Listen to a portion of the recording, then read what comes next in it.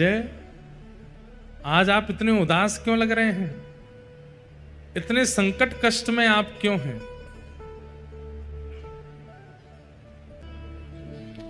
माधवदास जी बोले, प्रभु आप इतने हमको कष्ट में क्यों लग रहे हैं?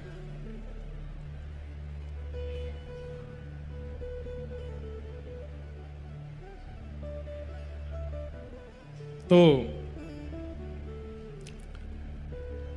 जगन्नाथ जी बोले, हमारा मन नहीं लग रहा। बोले क्यों नहीं लग रहा? बोले हम पूरी उड़ीसा में विराजमान तो हो गए, खूब बढ़िया चकाचक यहाँ पे पाते हैं दाल भात महाप्रसाद, लेकिन बचपन में जो हम लीला करते थे वो सब यहाँ नहीं कर पा रहे। बोले क्या नहीं हो रहा? बोले चोरी नहीं कर पा रहे हम, चोरी करने का मन हो रहा। माधवदास जी बोले धीरे बोलो, जगन्नाथ बोलते हैं लोग आपको। क्या बोलते हैं? जगन्नाथ। पूरे विश्व की रक्षा करने वाले को जगन्नाथ कहते हैं। नाथ का मतलब रक्षक। और आप जो यहाँ पे ऐसी अभी चोरी वोरी करने की बात कर रहे हो। ठाकुर जी बोले भले ही हमारा नाम जगन्नाथ हो गया, ऊपर स्वभाव कैसे छूटे? स्वभाव तो वही है हमारा। बहुत मन हो रहा है चोरी करने का। माधवदास जी बोले तो फिर चले जाइए, क्यों, किसने रोका आपको?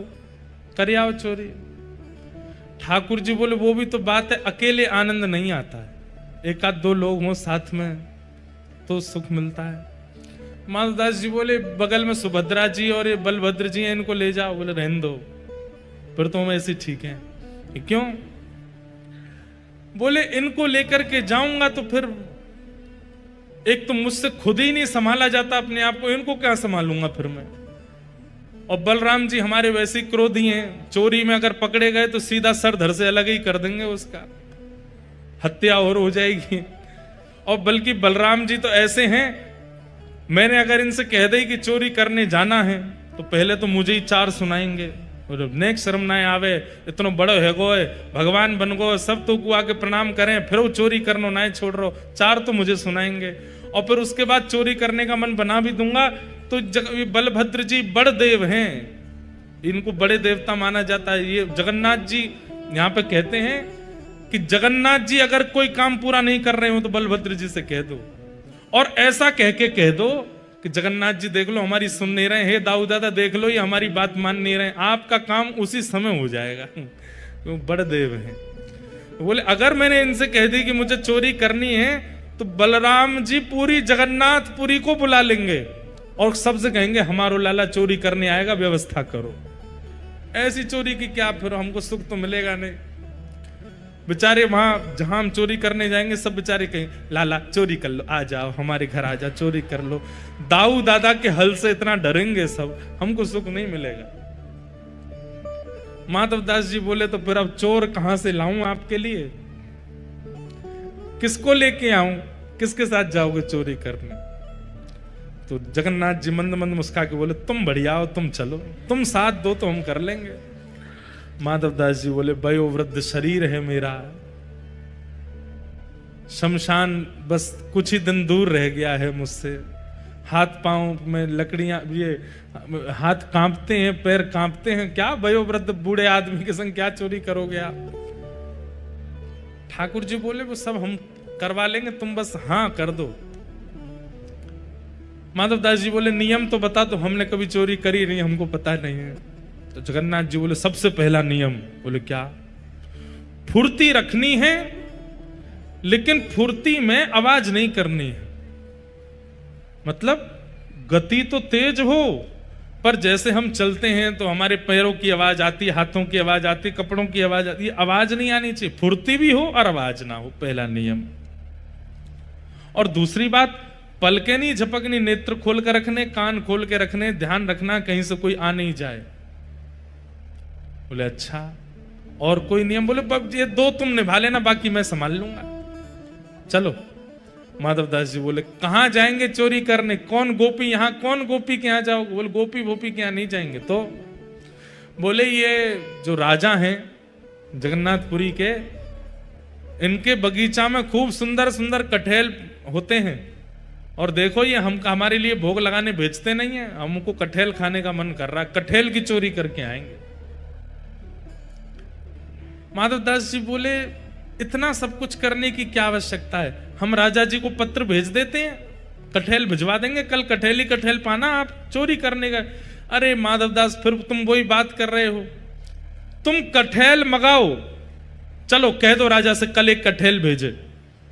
कठेल आया, बोले अब उसकी सब्जी बनाओ, सब्जी बनाओ, अब हमने पाली अब तुम पाओ, वो पाली। बोले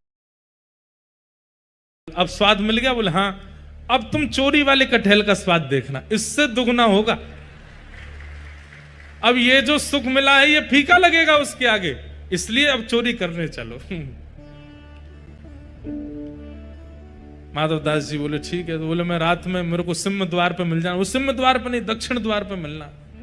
सिंह द्वार पे तो सब खड़े रहते हैं, रात में सोते, सोने नहीं देते, बैठ जाते हैं वहां पे। कई भक्त रात भर नाम कीर्तन करते हैं, सबको पता चल जाएगा मैं निकला हूं। दक्षिण द्वार पे मिलना। दक्षिण द्वार पे माधवदास जी बाहर प्रतीक्षा कर रहे हैं। रात्रि में ठाकुर जी आए, चुपचाप छोटे से लाला बन गए, बड़े बड़े नेत्र हैं, कारे ठाकुर जी, और सुंदर एक पोशाक अपनी ऐसी धारण करके आए, आंख ही आंख दिख रही है बस। माधवदास जी ने अपने कंधा पे बैठा लिया और यहां दोनों हाथ रख करके श्री जगन्नाथ जी जा रहे हैं चोरी करने। राजा के बगीचा में पहुंचे। कहां हैं? बोले देखो वो सामने कठेल का पेड़ है, वहां चलो। पहुंच गए बगीचा में, अंदर जाकर के जगन्नाथ जी उतर गए नीचे। ठाकुर जी बोले अब ऊपर चढ़ना पड़ेगा, ऊपर से कठेल तोड़नी पड़ेगी। तो माधवदास जी बोले कौन से पेड़ पर चढ़ना? अरे धीरे बोलो, कोई सुन लेगा, हम तुमसे पहले ही बोले धीरे बोलना, क्या चिल्ला रहे हो? जैसे ही माधवदास जी बोले इतने में कौन से पेड़ पर चढ़ना है, तो बगीचे का मालिक उठ गया। बोले मैं बताता हूं कौन से पर चढ़ना, रुको। डंडा लेकर के आया, कहां हो तुम? अब जगन्नाथ जी मुख बंद करो, माधवदास जी को छुपा में बोले कि इतना तेज क्यों बोलते हो? पहले ही कहा था आवाज नहीं करनी, देखो आ रहा है, ढूंढ रहा है हमको। छुप के खड़े हो गए, बगीचा में घूम के चला गया, वो उसको नहीं मिले। माधवदास जी बोले अब क्या करना है? बोले देखो पेड़ के ऊपर हम दोनों में से कोई एक चढ़ेगा और नीचे दूसरा ऐसे करके लपकेगा, गिरेगा तो धम आवाज होगी, फिर से आ जाएगा माली। तो माधवदास जी बोले आप तो लाला हो, इतना भारी आपका शरीर है, आप खुद ही धम्म से नहीं गिर जाओ, मैं चढ़ता हूं ऊपर। ठाकुर जी बोले तुम चढ़ो, हम पीताम्बरी करके खड़े, हम ले लेंगे गोद में। ऊपर चढ़ गए माधवदास जी। अब कठेल लेकर के अब माधवदास जी ऊपर से चिल्ला के पूछ रहे कौन सा तू, जे वाला कि वो वाला? ठाकुर जी बोले मरे खड़ो रहे ऊपर ही। इतने में ही बगीचा वाला बोले मैं बताता हूं कौन सा। ठाकुर जी तो वहां से भाज गए। अब ऊपर से माधवदास जी कठेल गिर रहे नीचे, धम्म। अरे ये धम्म आवाज आ रही है, आप लपक नहीं रहे क्या? नीचे माली बोला मैं लपकूंगा, आजा नीचे। माधवदास जी नीचे उतर करके आए बेचारे, ठाकुर जी तो भाज गए वहां से। माधवदास जी जैसे ही निकल करके नीचे आए, हाथ पांव बांध दिए, बोले रुक जाओ तुमको बताते हैं, सुबह होगी। माधवदास जी इधर उधर देख रहे, किसको ढूंढ रहे हो? बोले एक और आए थे साथ में, उनको ढूंढ रहा हूं, हमें तो कोई नहीं दिखा। बोले वो तो अंतर ध्यान हो गए होंगे, वो कहां देखेंगे। ठाकुर जी भाज गए, सीधे मंदिर में जाके खड़े है गए, तो बढ़िया है। दूसरे दिन सुबह हुई, राजा को खबर मिली कि भाई हमारे बगीचा में कोई चोर घुसे थे रात को। सुबह सुबह राजा बगीचा घूमने आता था, तो जैसे ही बगीचा में आया तो देखा माधवदास जी पेड़ से लटके पड़े हैं। राजा उनको गुरु मानता था, तुरंत आकर के अरे गुरुदेव गुरुदेव गुरुदेव, ये कैसी लीला, जल्दी खोलो इनके। मालिक है इनको नहीं खोलना, ये रात में कठेल चुरा रहे थे यहां से। अरे हमारे गुरुजी हैं, खोलो इनको। तुरंत खोला, माधवदास जी के नेत्र सजल हैं। राजा बोले भगवान गुरुदेव ये कैसा कौतुक, आप मुझे बोल देते, मैं आपने परसों भी तो मंगवाया तो मैंने कठेल भिजवाया, आप और इच्छा थी तो मैं और भिजवा देता। माधवदास जी बोले हमारा शरीर देख करके तुमको लगता है कि हम कठेल खाते होंगे? हमारे अंग में कहीं भी आपको ऐसे लक्षण दिखते हैं? हमारी जीवा इतनी चटोरी होगी कि हमको कठेल की इच्छा हो? तो बोले हमारी जगन्नाथपुरी में सबसे चटोरे कौन है? बोले कौन है? बोले सबसे ज्यादा स्वादिगर एक ही है, महाप्रभु जगन्नाथ। उनकी इच्छा हो रही थी कि भैया बहुत बड़े है गए, हमने चोरी नहीं करी, तो चोरी करने के लिए आपके बगीचे में आए थे, कटहल की चुराई करने के लिए हमको ऊपर चढ़ाया, सबरी बात बताई और बोले वो तो भाग गए, इसने हमको पकड़ लिया।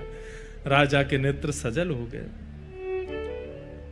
कितना बड़ा भाग्यशाली हूं, महाप्रभु जगन्नाथ मेरे बगीचे पर चोरी करने आए।